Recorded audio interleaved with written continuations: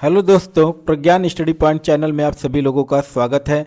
आज हम लोग एक बहुत महत्वपूर्ण और बहुत अच्छा और बहुत आसान टॉपिक सीखने जा रहे हैं कि जी का मान किस प्रकार से पृथ्वी के आकार शेप पर निर्भर करता है। अगर पृथ्वी का आकार बदल रहा होता है तो जो है कि जी का मान जो है कि किस प्रकार से परिवर्तित होता है, यानी कि धरती की सतह पर अलग अलग राज्यों में अलग अलग जो है कि देशों में जी का मान सभी जगह पर बच्चों सेम नहीं रहता है।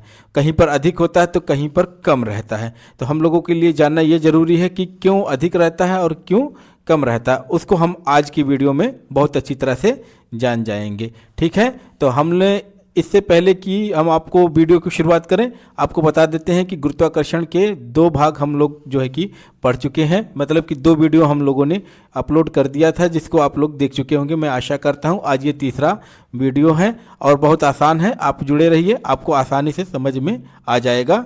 जो इससे पहले की वीडियो भी आप जो कि बाद में भी देख सकते हैं। आप लोग बस इतना कॉन्सेप्ट याद रखिएगा अभी कि जो जी का मान है वह आर ई के इन्वर्सली जो है कि वर्ग के इन्वर्सली प्रोपोर्शनल कैसे हैं, व्युत्क्रमानुपाती कैसे हैं, और इसको जो है कि आप जो है कि बड़े से अच्छे ढंग से जो है कि इससे पहले वाली वीडियो में जान जाएंगे। फिलहाल आप अभी इतना सीख लीजिए। और ये कब होता है इसको भी जान लीजिए कि ये जब पृथ्वी का जो द्रव्यमान क्या होता है, कांस्टेंट रहता है, तब होता है। और ये कांस्टेंट कब होता है, कांस्टेंट रहता है। और ये नियम कहाँ कहाँ पे लागू होगा सर? ये नियम लागू होगा पृथ्वी की सतह पर लागू होगा। और कहाँ पर लागू होगा?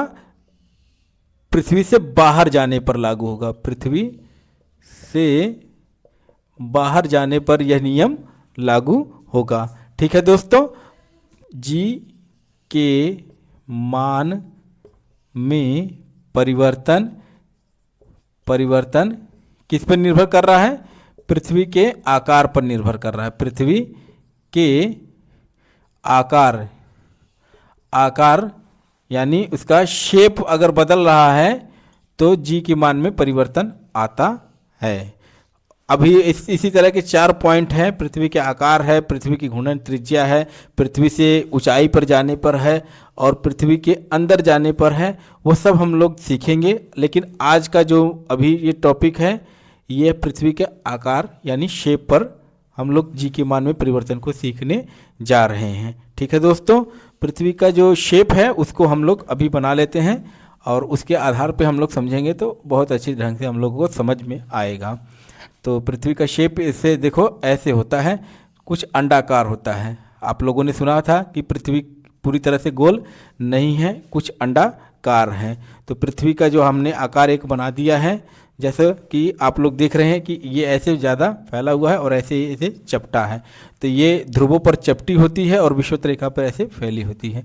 तो ये इसको हम लोग बता देते हैं, ये क्या है? उत्तरी ध्रुव है, उत्तरी ध्रुव है। और ये दक्षिणी ध्रुव है।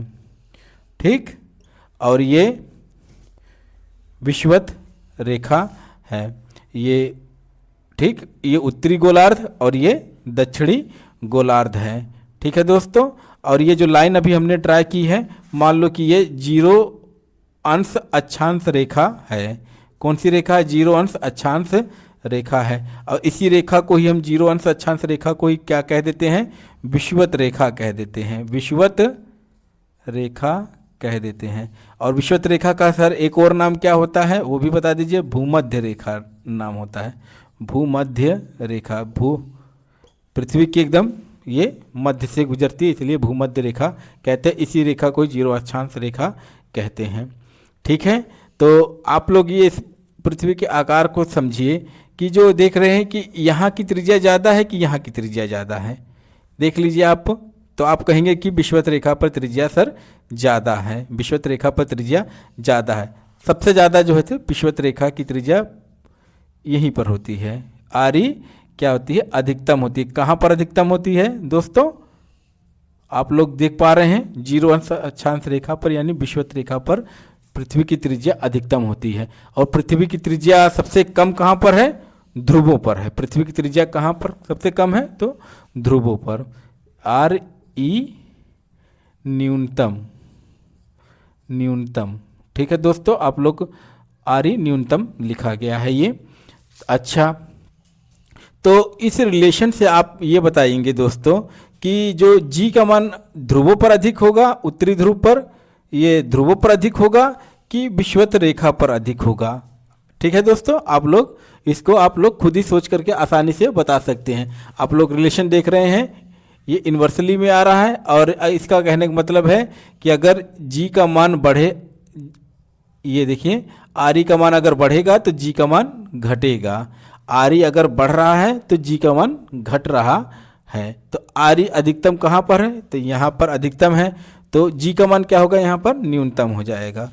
जी का मान क्या हो जाएगा, न्यूनतम हो जाएगा। ठीक है दोस्तों, और यहाँ पर जी का मान न्यूनतम है और यहाँ पर देखो त्रिज्या न्यूनतम है, अगर त्रिज्या कम होगी तो जी का मान क्या बढ़ जाएगा, बढ़ जाएगा। जी का मान यहाँ पर क्या हो जाएगा, जी अधिकतम हो जाएगा। ठीक है दोस्तों, तो आप लोग समझ गए होंगे। एक इससे यहाँ से एक निष्कर्ष निकल के आ रहा है, उस निष्कर्ष को लिख लेते हैं। ध्रुवों पर जी का मान क्या होता है, जी का मान अधिकतम होता है, अधिकतम होता है। एक निष्कर्ष है। और दूसरा निष्कर्ष क्या निकल के आया कि विषुवत रेखा पर, विषुवत रेखा पर जी का मान न्यूनतम होता है, मिनिमम होता है। ठीक है दोस्तों, तो इसके बाद जो है कि ये दो निष्कर्ष आप लोग इससे जान गए। अच्छा, अब से तो कहानी शुरू होती है इसकी, अच्छी चीज़ें तो अब शुरू होंगी, आप लोग इसको जान गए हैं। अब हम ये कह रहे हैं, अच्छा एक क्वेश्चन हमारा इसी पे अब आधारित हम कर देते हैं कि आप लोग बताएंगे कि 10 अंश अक्षांश रेखा, ए पॉइंट है कोई, ए पॉइंट मान लो यहाँ पर है, जो कहाँ पर है, 10 अंश अक्षांश रेखा पर है। कितने पे, 10 अंश अक्षांश रेखा। ठीक है, 10 अंश अक्षांश रेखा पर है। अच्छा, ये वाला कोण बना दिया ना, अक्षांश रेखा। और इसी तरह से बी पॉइंट है, वो कितने अंश पे है, मान लो 23.5 अंश लिख देते हैं, 23.5 अंश अक्षांश रेखा पर है। एक पॉइंट हमने यहाँ पर बी मान लिया, ये पॉइंट ए है, ये पॉइंट मान लो बी है, कितने पर है, 23.5 अंश, ऐसे पूरा 23.5 अंश अक्षांश रेखा पर है। इसी प्रकार से एक पॉइंट हमने सी मान लिया, सी मान लिया, वह कितना मान लिया, 66.5 अंश अक्षांश रेखा पर। ठीक, अक्षांश रेखा पर। हमको ये बताइए दोस्तों कि ध्रुवों पर ए बी सी में जी का मान सबसे ज़्यादा कहाँ पर होगा और क्यों होगा। ठीक है, इनमें से ये 3 पॉइंटों में जी का मान सबसे ज़्यादा कहाँ पर होगा। तो आप लोग जान रहे हैं कि जी यहाँ पर अधिकतम है और यहाँ पर जी का मान न्यूनतम है। जी का मान यहाँ पे ए पे मत समझ जाइएगा दोस्तों, ये हमने किस पे बताया था, ये जी का मान विषुवत रेखा पर न्यूनतम बताया है हमने, जी मिनिमम। ठीक है, हमने ए के बगल में लिख रखा है, तो आप लोग ये ना सोच जाएं कि कहीं सर जी ए पर ही बताए थे। ठीक है, तो जी का मान जो मिनिमम कहाँ पर है, वह विषुवत रेखा पर है। ठीक, तो इनमें से अब हम लोग बताएंगे, देखो इसके करीब जाएंगे तो कम होगा, जी 0 अंश से अक्षांश रेखा यानी के करीब हम जितना जाएंगे विषुवत रेखा के करीब, वहाँ पर कम होगा, और जितना हम जो कि ध्रुवों की तरफ जाएंगे, उत्तरी ध्रुव की या दक्षिणी ध्रुव की तरफ जाएंगे, जितना इसके करीब रहेंगे वहाँ पर उतना अधिक होगा। यानी 66.5 अंश पर क्या हो जाएगा, जी का मान वह 23.5 अंश अक्षांश रेखा की तुलना पर यहाँ पर जो जी का मान होगा उससे ज़्यादा होगा, 66.5, और 66.5 किससे ज़्यादा होगा, 10 अंश अक्षांश वाले से। ठीक, और इससे कम, सबसे कम जो होगा 0 अंश वाले पर, जीरो अंश अक्षांश यानी विषुवत रेखा पर, ठीक है। और इसी तरह से सबसे ज़्यादा जो होगा वह ध्रुवों पर होगा, यहाँ पर ध्रुवों पर होगा। आप लोग आशा करते हैं कि इस पॉइंट को अभी समझ गए होंगे। देखिए ज़रा नीचे नज़र आ रहा है, हाँ ठीक है नज़र आ रहा है दोस्तों। तो इसके बाद एक और इंटरेस्टिंग क्वेश्चन आ जाता है, ठीक है, उसको हम लोग बड़े अच्छे ढंग से समझेंगे। वो बहुत अच्छा और इंटरेस्टिंग क्वेश्चन है दोस्तों, ठीक है। इसको हम मिटा देते हैं अभी। देखिए दोस्तों, ये श्रीलंका है, क्या है, श्रीलंका है। ये हमने दक्षिणी भाग भारत का बना रखा है। मान लो कि यहाँ पर तमिलनाडु है, क्या है, यहाँ तमिलनाडु है, ठीक। और इसके ऊपर मान लो यहाँ कहीं मध्य प्रदेश है, मध्य प्रदेश है। और इसके ऊपर मान लो क्या है, उत्तर प्रदेश है, उत्तर प्रदेश है। अच्छा दोस्तों, श्रीलंका को अच्छे से लिख देते हैं, श्रीलंका। अब ये बताओ कि दोस्तों कि सबसे ज़्यादा जी का मान कहाँ पर होगा, उत्तर प्रदेश में होगा कि मध्य प्रदेश में होगा कि तमिलनाडु में होगा कि श्रीलंका में होगा जी का मान। अच्छा, ये बहुत जानना बहुत आसान है दोस्तों। कैसे जानना आसान है, कैसे जानना आसान है, देखो हमने इससे अभी पहले प्रूव किया कि विषुवत रेखा तो देखो यहीं कहीं से गुजरती है, ये जीरो अंश अक्षांश रेखा यहाँ से गुजरती है। जिनको थोड़ा सा भूगोल की नॉलेज है वो इस चीज़ को समझ गए होंगे कि जीरो अंश अक्षांश रेखा श्रीलंका के थोड़ा सा नीचे से इस तरह से जाती है, ठीक है। और हमारा जो है देश उत्तरी ध्रुव में पड़ता है, ठीक है।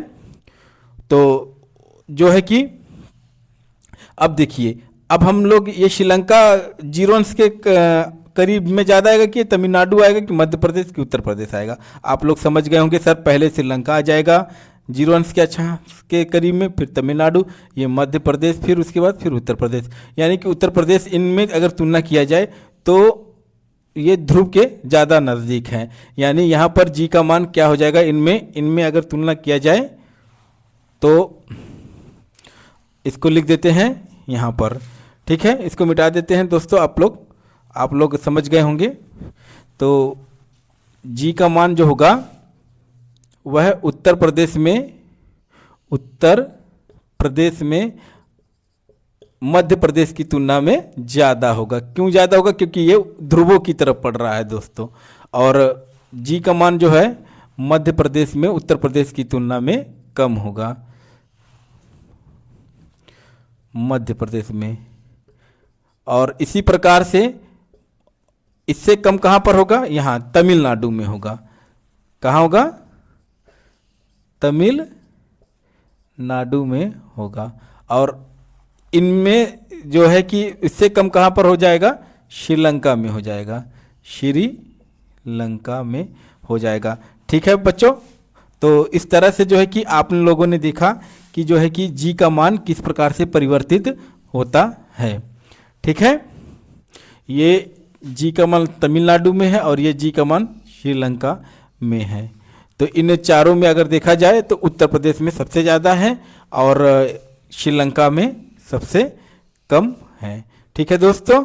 तो जो है कि इस प्रकार से हम लोगों ने इस पूरे पॉइंट को समझ लिया। अभी तक हमने जो समझा है वो जी के मान में परिवर्तन, जी के मान में परिवर्तन, पहला पॉइंट हम लोगों ने समझ लिया कि जो पृथ्वी के शेप पर निर्भर करता है, पृथ्वी के शेप पर मतलब आकार पर निर्भर करता है। और कैसे निर्भर करता है, उससे क्या क्या चीज़ें हम लोगों को जाननी पड़ती हैं और हम लोग को मतलब सीख लेते हैं हम लोग। तो उस चीज़ों को हमने इस अभी वीडियो में डिस्कस किया, ठीक है दोस्तों। अगर आपको ये वीडियो अच्छी लगी हो और ये हमारा पढ़ाया हुआ आपको समझ में आया हो और मान लो ठीक लगा हो तो इस चैनल को सपोर्ट ज़रूर करिएगा। और आपको सपोर्ट